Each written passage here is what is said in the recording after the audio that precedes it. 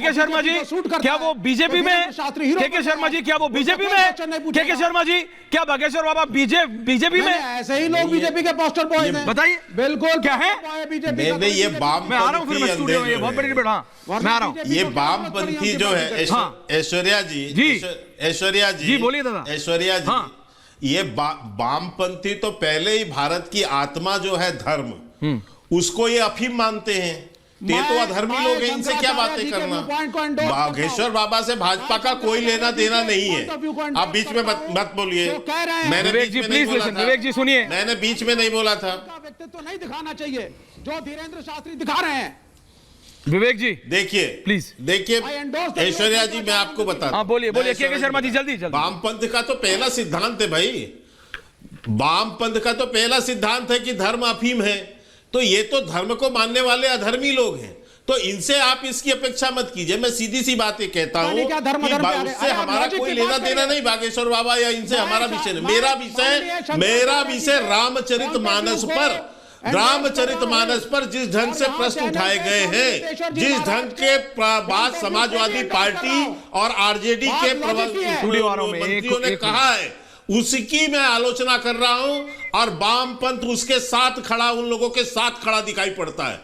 इसलिए मैं कहता हूं कि ये वामपंथियों को जो टूल किट्स लेके बैठे हुए हैं वामपंथी, और पूरे देश को तोड़ने के लिए ये जो है भगवान राम के अस्तित्व पे भी प्रश्न उठाते हैं, भगवान राम पर भी प्रश्न उठाते हैं, रामचरितमानस पर भी प्रश्न उठाते हैं। देखिए एक मिनट प्लीज।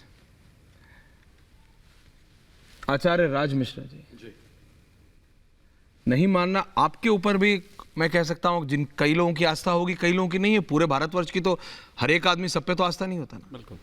पर उसको एक साथ जोड़ देना और उसमें राजनीति ले आना, कह देना भाई वो तो क्योंकि कंट्रोवर्सी है तो वो तो बीजेपी के पोस्टर बॉय हैं, और फिर उस पर राजनीति होना और फिर हिंदुत्व से जोड़ देना और फिर भगवा कुला देना, ये सब ठीक है क्या? एक्चुअली कारण यह है कि जब आपकी राजनैतिक रोटियां सिकनी बंद हो जाती हैं ना, तब आप इस प्रकार से धर्म पर प्रश्न उठाते हैं। श्री रामचरितमानस में गोस्वामी तुलसीदास जी ने एक बड़ी सुंदर चौपाई लिखी है कि जब जब हो ही धर्म कय हानि और बाढ़ई असुर अधम अभिमानी, और तब तब प्रभु धरि मनुज शरीरा हरई सदा कृपानिध सज्जन पीरा।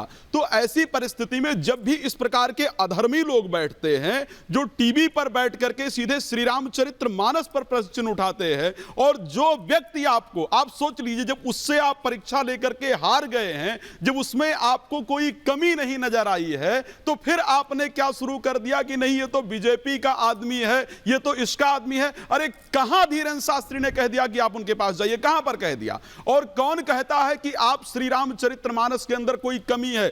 जो लोग ये बैठ करके अपने घर में कह रहे हैं ना कि श्री रामचरितमानस में कमी है, मैं गारंटी देता हूं उनको ये नहीं पता कि श्री रामचरितमानस में कितने कांड हैं। इसको ध्यान रखिए। जो लोग ये कह रहे हैं कि श्री रामचरितमानस पर बैन कर देना चाहिए, जो लोग कहते हैं कि श्री रामचरितमानस की पंक्ति गलत है, मैं स्पष्टता के साथ कह सकता हूं शायद उन्होंने अपने जीवन में धर्म को देखा भी नहीं है, धर्म को सुना नहीं है। शायद वो वर्ण संकरता की जिनके पास इस प्रकार का विचार। आचार्य शैलेश